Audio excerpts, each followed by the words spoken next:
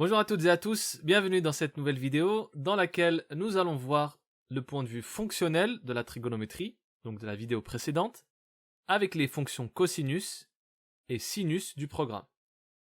On commence par le petit 1 avec la fonction sinus et le petit a, donc définition et propriété de cette fonction.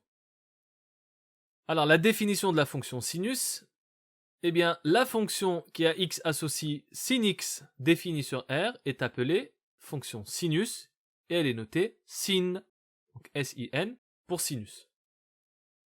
Première propriété, eh bien la fonction sinus est impaire, c'est-à-dire que sinus de moins x, ça fait moins sinus x. Pour plus de précision sur la parité d'une fonction, je vous renvoie à la vidéo de seconde sur les fonctions paires et impaires.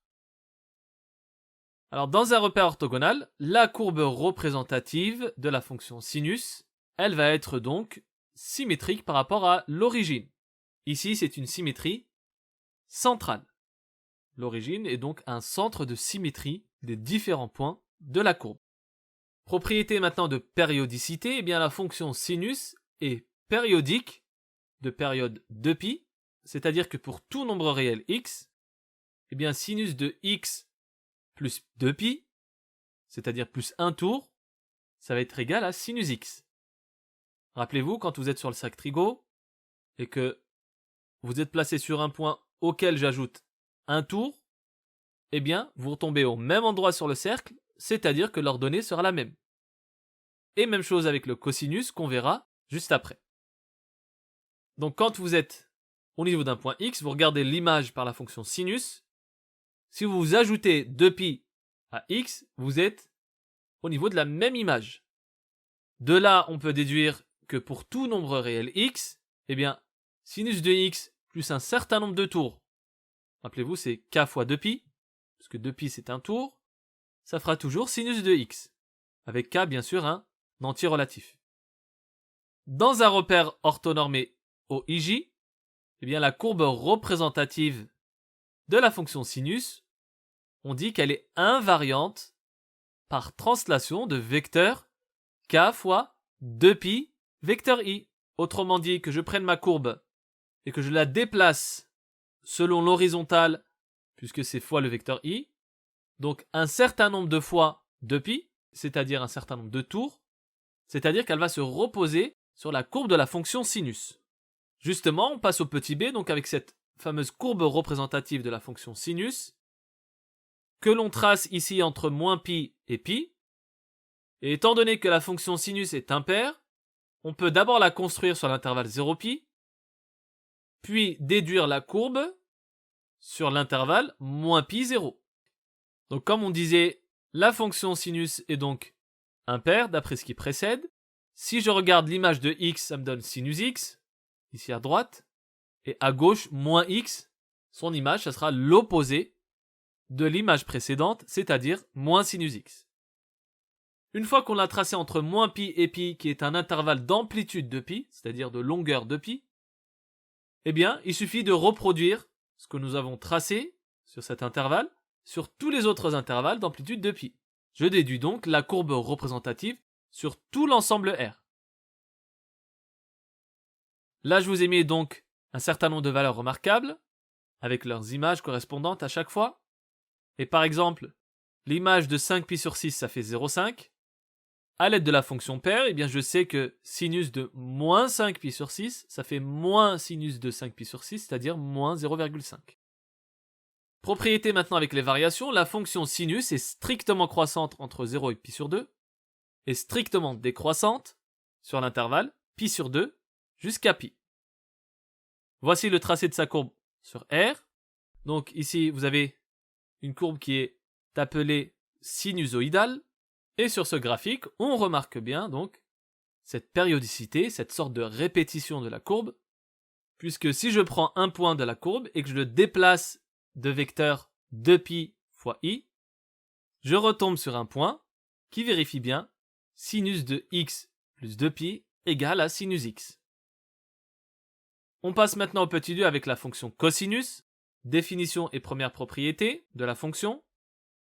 La fonction qui a x associe cos x, définie sur R, est appelée la fonction cosinus, et elle est notée cos. Propriété: contrairement à la fonction sinus, la fonction cosinus, elle, est paire, c'est-à-dire que pour tout nombre réel x, cosinus de moins x, ça fait cosinus de x. Autrement dit, un réel x et son opposé moins x ont la même image. Alors graphiquement, ça nous donne quoi? Eh bien tout simplement, c'est que dans un repère orthogonal, la courbe représentative de la fonction cosinus va être symétrique par rapport à l'axe des ordonnées.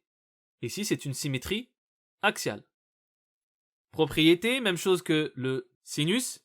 La fonction cosinus, elle, est également périodique de période 2π, c'est-à-dire que pour tout nombre réel x, cosinus de x plus 2π, ça fait cosinus de x.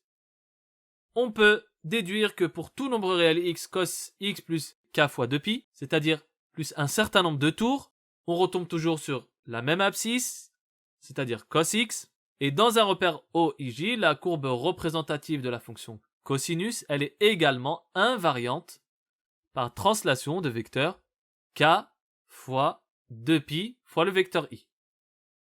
Petit b maintenant avec la courbe représentative de la fonction cosinus. Vous avez le tracé de la courbe entre moins π et π. Et comme pour tout à l'heure, étant donné que la fonction cosinus est paire, on peut construire la courbe sur 0π, puis déduire la courbe sur l'intervalle moins π 0 à l'aide de la symétrie axiale par rapport à l'axe des ordonnées. Puis, on peut déduire la courbe complète, étant donné ce qu'on appelle la 2π périodicité de la fonction donc cosinus. Comme vous le voyez donc sur le graphique, on trace la partie à droite en rouge entre 0 et π, et je déduis la deuxième partie par symétrie axiale en bleu à gauche entre moins π et 0, et comme vous le voyez, l'image de chaque nombre x à chaque fois et de son opposé moins x coïncide, cos moins x égale à cos x. Je vous ai également mis donc des valeurs remarquables avec leurs images pour π sur 6, π sur 4, etc.